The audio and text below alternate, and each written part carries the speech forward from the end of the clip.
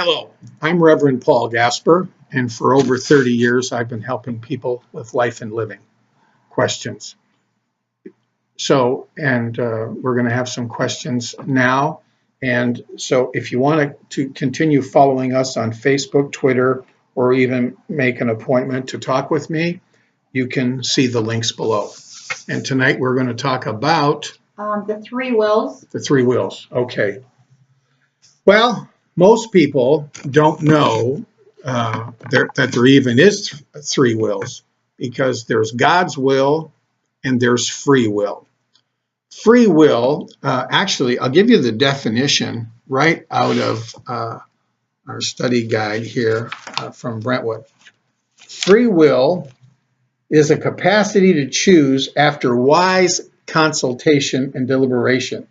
It furnishes a person with the ability to make responsible decisions in terms of one's life and in reference to one's relationships with others. So what does that mean? Well, if you've ever had an argument with someone, right, and you're upset, well, they tell you never make a decision then. Why? Because you're going to make a decision that's selfish, because you're upset. And you're upset with someone, you're not going to do the right thing. In order to do the right thing and make the right decision, you have to be at peace with yourself. You have to have some balance, some joy, because that, when you're at peace, you're going to make a peaceful decision. You'll make one from the heart. So it'll be spiritual opposed to selfish. And this is why most people have so much trouble, because they're not at peace with themselves. They make decisions and they're mostly wrong. They'll hurt someone, and then if you hurt someone else, you're hurting yourself as well. So that is your free will. Now, God's will is His will for us. And the definition in our Brentwood book, it says, is contained in the Our Father, which is a pathway to the kingdom of God here on earth as it is in heaven. This is the process of submitting to a power greater than oneself, and is the means to love, freedom, and fulfillment. So what does that mean? Well, God wants us to love. He wants us to have freedom. And if we do those things, we will have fulfillment in our life. We won't feel anxiety. We won't feel like we're missing out. And that is, what is love? I always say this, is caring about someone else's cares. But if we're constantly thinking about my car, my vacation, my Rolex, whatever, we're not going to be thinking about others. So when we think about ourselves, we lose our peace, we lose our joy, and we lose our happiness. Any questions about that? About God's will. Right. So about my explanation and how that works. Because this is the problem with people. They think wrong. They think upside down because they're thinking about themselves for a lot of different reasons. But if we're at peace with ourselves, we'll be caring about others and thinking about them, and we'll lose our selfishness in that process. Right. And caring about others gives us more peace, more joy, more happiness. So basically, God's will, we have to consult with somebody more wiser, smarter than oneself, well, like a mentor or counselor like yourself. Okay, hang on. It's not the smarter, that's intellectual. But everybody has a grandmother, a grandfather, an uncle, maybe a pastor, a minister, a rabbi, whatever, that is spiritual, that is loving and caring, and so much so it's noticeable. That person is going to give you peaceful advice, joyful advice, happy advice. Why? Because it's spiritual. We don't have to like it. We don't even have to agree. We just, like my father would say, you just have to do it. Oh. And in being there for others makes us feel better. And all you have to think about is, if you've ever done something for someone else, how did you feel? Now, if you did it from the heart, you would have felt good, because that's what God wants us to do. If you just did it for the money, or you did it for selfish reasons, you're not going to get the spiritual benefit out of it as you would if you just did it because you cared for the person or because they needed it. Okay? Sometimes you may not lend people money, you give them a few bucks and they'll say thank you. And when you don't want it back, you just, like the new thing is they say pay it forward, right? Because they need it. And everyone needs to be respected. They need to be encouraged. They need to be forgiven. These are great gifts to give people, just tremendous gifts. And the gift you get back in return, especially if it's from the heart, it'll be very, very special for you. You think we covered God's will? Or have you another question on that? All right. So basically, but my concern is somebody who's spiritually mature for Yes. some wisdom advice. Yes, yes. But you know, I think I've done that before, and sometimes maybe because I was in the wrong mindset, I didn't agree with the person. Right. So I ended up doing another kind of will. You know, I don't know if you realized you led us right into the third will, but no, that's good. Because see, we have to trust that person. Right. We have to have faith that if we do what this person says, it's going to work out for us. Right. It takes practice. Yeah. It's just like everything else. We have to practice asking, listening, and do as we're told. Right. That's why a lot of children, and you've been around children, they can be extremely selfish. Yeah. That child's not being trained properly. Right. So what's going to happen to a very selfish child? He'll be a very selfish person. Teenager, and then adult, right? Right. If you can call a selfish person an adult. Right. See, most parents don't know how to be parents. You know, you need to get a license to drive a car. Okay? You need a permit to build a house or fix your house up. Why? So you don't do the wrong thing. But when it comes to being married, a lifelong commitment, or being a parent, which is a lifelong commitment, what qualifications do you have to have? None. According to, none. You have to pay for the license, and the rest we won't necessarily talk about tonight. Right. And that's what's really sad. The most important things in life, they don't come to us naturally because the selfishness has gotten us generation after generation after generation. A lot of people can't remember back to when their grandparents were very different, where the grandparents said, no, that's not the right thing to do. We're not doing that. When was the last time you heard somebody say that? Say no. Or this person needs this. Well, I can't, it doesn't matter. We're going to help them because they need it. Not whether we judge them to do it or we think they should do it. Or the guy says he should know better. Well, yeah, he should know better if his parents taught him to know better, but who does that? Right? We all do selfish things because we weren't taught better and we're not trying now as older people. I still ask for advice. Mm-hmm. You think Ellie thinks I make the right decision every day? No. But I work on it. And I know that I don't know everything. I have to ask. I'm very good on the spiritual, the love of God, and real estate. Those two things, those are my things. But I don't know how to fly an airplane. You know, I don't know how to cook. There's a lot of things they got libraries filled with things I don't know how to do. So we got to ask. We got to ask, we got to listen and do as we're told by people who know better, are experts on that subject, right? On finances. What does the average person know about money? Not much, because most people will tell you they don't have enough. Right. You got a credit card, maybe? You all right? Yeah. Something happened to the screen. Files current. I don't know what that means.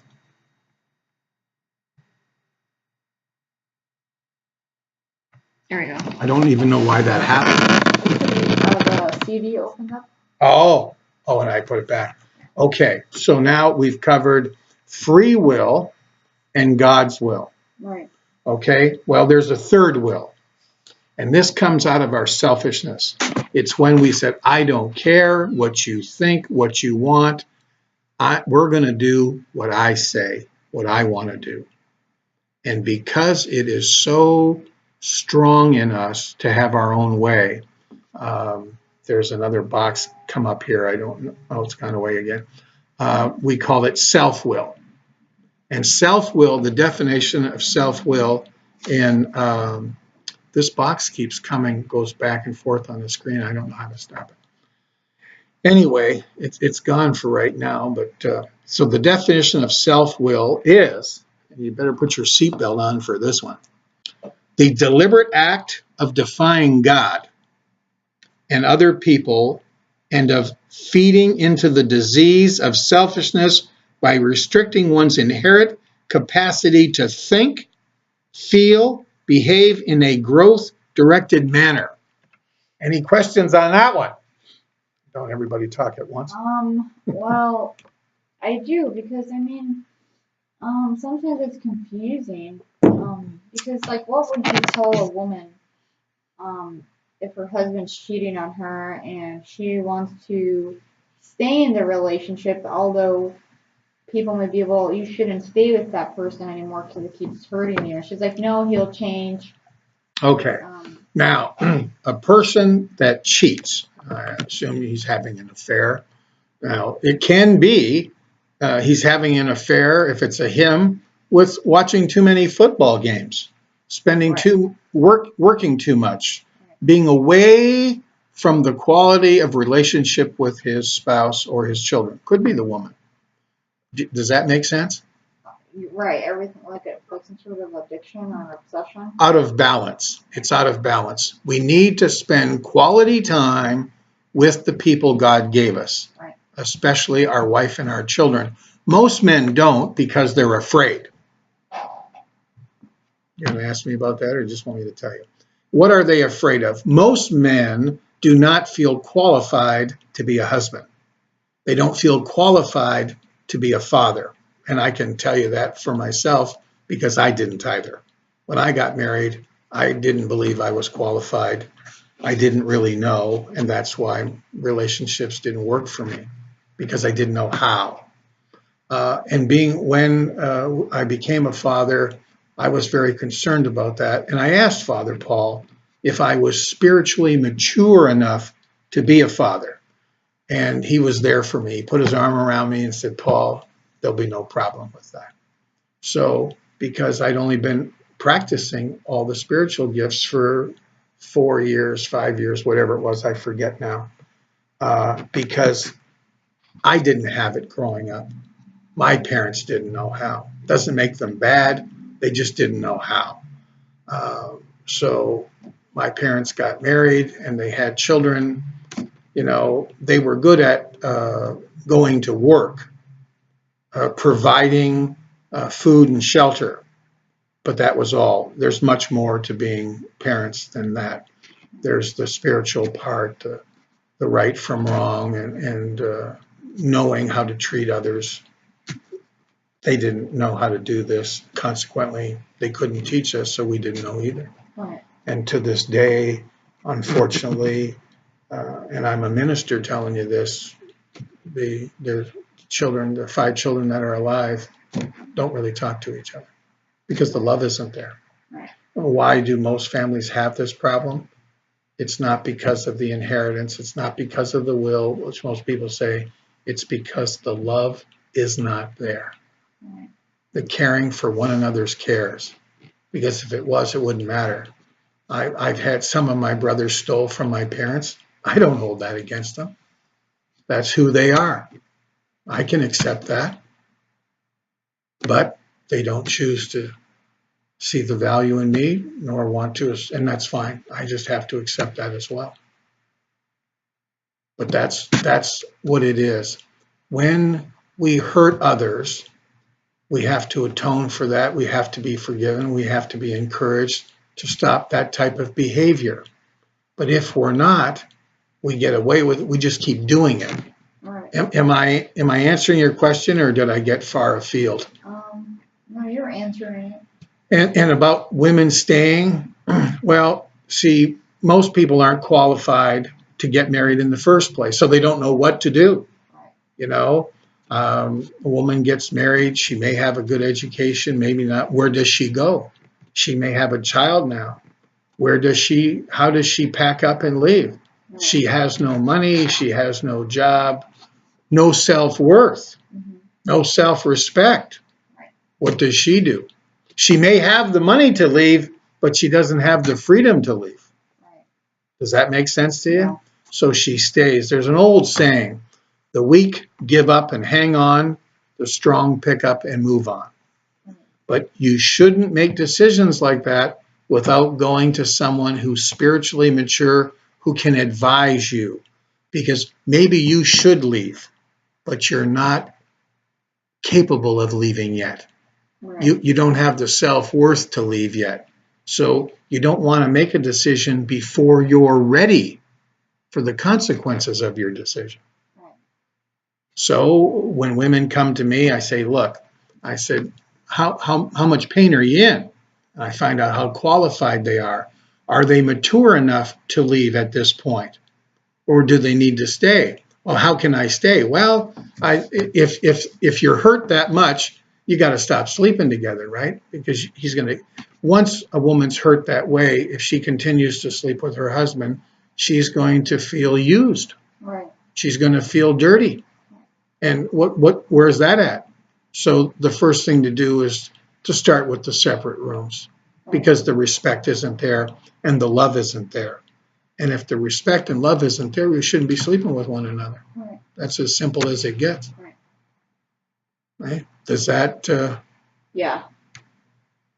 Because I think it happens to a lot of women. Oh, most of the ones I listen to. Right. Yeah. So, sometimes it works out for them, sometimes it doesn't. So Right. it's, like the self-will is a little confusing for people like myself who we haven't really heard that. You haven't really heard of what? Self-will.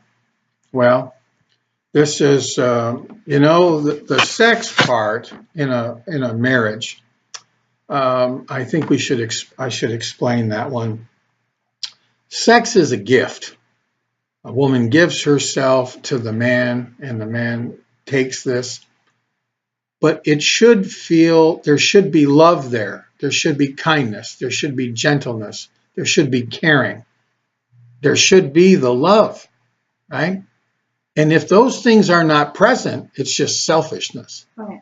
And the woman will tell you she didn't feel good about it. Right? She just feels she's being used. You don't usually hear about it the other way so much. So, and a woman has that right. And when men question me about this, they say, well, I got needs. I say, well, sure, everybody's got needs, but yours are just selfish. Right. So what you got to do is you got to have priorities. Do you want to have your selfish needs met and devastate your wife, make her feel dirty and used? That can't be good. Right? That can't be God's will. Right. God's will gave you this woman to love her, care for her cares, treat her with kindness and respect. That's not what you're telling me. You see? And vice versa. Yeah. So it's pretty simple when you understand selfishness and you understand love. Because God made women, they need to feel loved. Period. Right. And if they don't feel that, it's like they're walking with one high heel and the other shoes are flat. Right. They'll have no balance. And they'll get more and more unhappy, and things really start to fall apart. God made men to need to feel respected. And it's the same with them. There's nothing we can do about it because that's the way God made us. Right. So if a man doesn't feel respected, what happens? He gets crazy. That's right. So and that's why we have a 51%. Am I getting too far afield? Am I on subject? So we have a 51% divorce rate. All these people can't be stupid. They can't be bad. No, they're ignorant. What I mean by that is they don't understand love. Because if they did, they wouldn't be getting divorced. They'd be working on their shortcomings. They'd be working on their selfishness. Right. Like I see all these like famous people that it looks like a facade that they have perfect lives. Obviously they don't, but they've been together for a while, and then out of nowhere they're come out. Yeah, they're gonna have a separation. So I'm like, what happened? Like So you think the answer isn't money? That's right, it isn't. no. So it's really sad. I guess it's sad because you see them in movies and you like them in the movie, but it's happens to a lot of people. Yeah, I'm happily married. Next year you talk to them. No, we're separated now and So filing for divorce. what you're telling us, it's not what's on the surface. Yeah. It's not what's on the outside. No, it's not. Every man who has peace and balance in his life will tell you this. Where a woman's real beauty is in her heart. Right.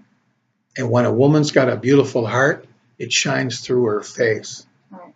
And she is the prettiest woman you ever met. Right. And it's not just because she's pretty it's the beautifulness on the inside that makes a woman truly beautiful on the outside. Okay.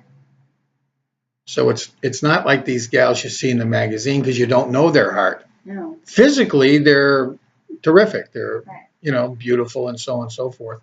But that's why it takes a while to really know someone in all seasons as to where their heart is. Right. Make sense? Did you like that one? So, and it is unfortunate. So we have to learn how to forgive. We have to learn how to accept, and we have to learn how to love. And for the most part, I can tell you this, the vast majority of people do not know those things. They think they do. The word love is used in song, and they really believe that they know how, but they really don't. And I'll tell you how to judge this.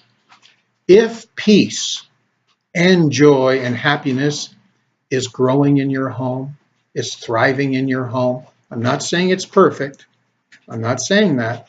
But if those things, if the peace and the joy and the happiness is growing, there's love. If there's stress, if it's a burden, if there's less joy and less peace and less happiness, it's because you're not doing it right. So you need to find someone that has spiritual maturity that can teach you how to reverse that. Because see, all things are taught.